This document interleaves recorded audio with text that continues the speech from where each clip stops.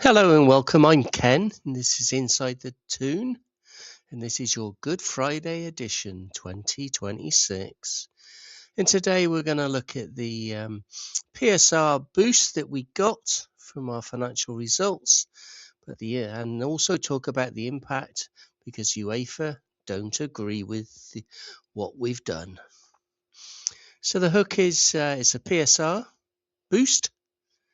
But UEFA have a problem with the sale of Newcastle St James's Park for 170 million to a sister Saudi company. It's valid in PSR world, but it's not valid in UEFA world, and it's collided. So there's a massive catch, and this is where it gets interesting and slightly worrying. So let's talk about it, shall we? So what did Newcastle do then in their financial results? They sold the stadium to a related company. The deal was worth about 170 million, and it counts its profits in the accounts in the English Premier League PSR world. Smart financial engineering and clever accounting. Other teams have done it prior to us, so we're not the first. Why does it work in the PSR world? Well, the Premier League allows this structure. The profit helps stay within the limits, and it creates breathing room financially for Newcastle United. It avoids immediate restrictions by falling foul of the PSR rules.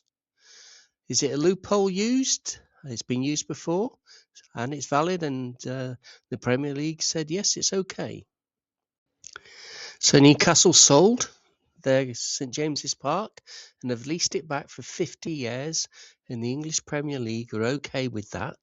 However, UEFA have a problem. They say no. They say the income doesn't count because they have different financial rules that apply. And this creates a compliance risk in Europe for Newcastle. And this is where it gets messy. There's some Europe blocks coming up, and we're going to talk about them next. What happens next then? Well, real consequences, most likely. UEFA will scrutinise this. They'll manage the risk of fines or sanctions against Newcastle, which then might result in the pressure to sell players again.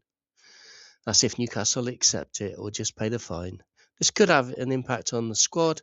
However, the final line is PSR, it's helped us, but UEFA decides ultimately if we qualify for Europe. With the rules colliding, there's a massive catch, obviously, and this is where it does get interesting and slightly worrying. So the profit included a 170 million stadium-related transaction. UEFA do not count that as valid income. Without it, Newcastle make a 3-year loss of 181 million in UEFA's world. UEFA's limit is 60 million, so we're 3 times bigger than what they really wanted us to be. Potential fair play is okay. UEFA breach is not. Will we have to sell? We're going to have to wait and see. And I'm not sure what the timeline is for UEFA to respond. I guess it's when we qualify for Europe, if we qualify at the end of this season. Stay tuned. I think Newcastle did the right thing, by the way. And I'm happy they've done it. I don't want to sell players at all. So that's your Newcastle United news for this Good Friday. Thank you for watching. Have a great weekend. Away the lads.